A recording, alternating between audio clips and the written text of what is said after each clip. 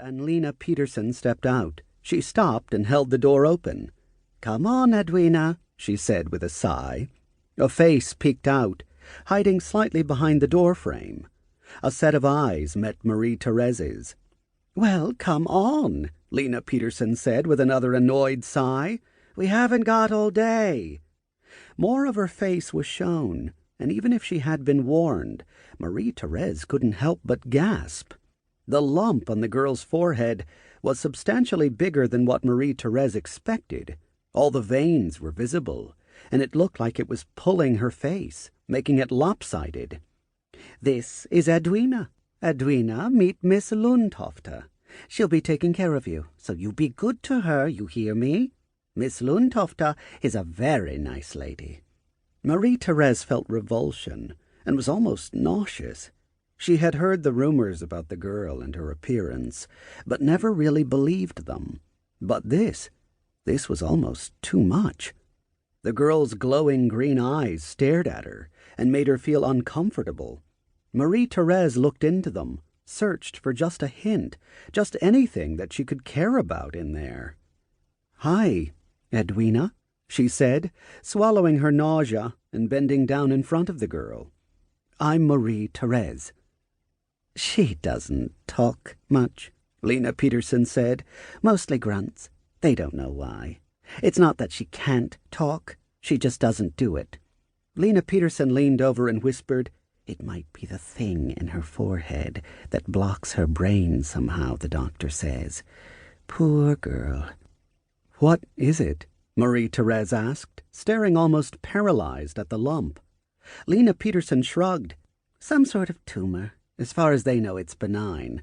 But it's too much a part of her head to be removed.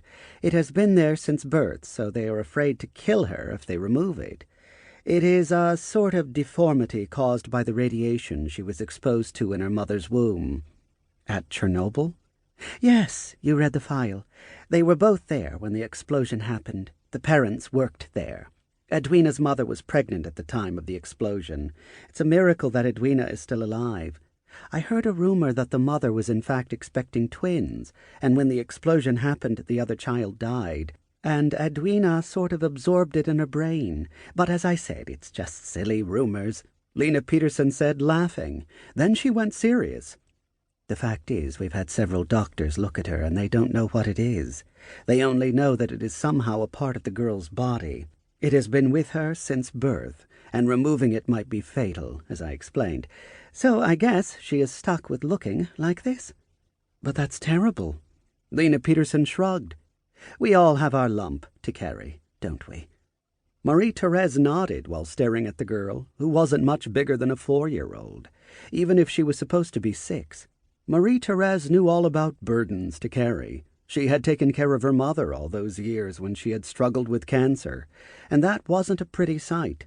In the end, the mother had become mean as a bat, constantly yelling at her daughter, calling her awful names, and throwing things at her. On the really bad days, her mother couldn't even recognize her, and accused her of stealing from her, of being a thief. Once, she even managed to call the police to come and arrest the woman who had broken into her home and was stealing all her money. In the end, the brain tumor had made her brain into complete goo, and she could hardly speak, and certainly not yell, but she kept her meanness and fanatic fundamentalist religious beliefs. All she had to do was stare at Marie-Therese in a certain way to let her know what she thought. She didn't need to speak to tell Marie-Therese that she thought she was sinning against her Creator, that she needed to pray for forgiveness, do penance. Her mother would sometimes hurt herself, and Marie-Therese had to strap her down to her bed. Yes, she had been some burden to carry, and Marie-Therese had carried her all the way to the grave. Now it was her turn to be taken care of. If no one else would, then she would have to do it herself. With the money she received from taking in Edwina, she would be able to do just that. "Let's go home," she said to the girl, with a smile. Chapter 2. Thomas Bastrop awoke one morning in September, not long after Edwina moved in next door, needing to go to the bathroom. It had become more and more frequent lately that he had to go in the middle of the night. He knew he had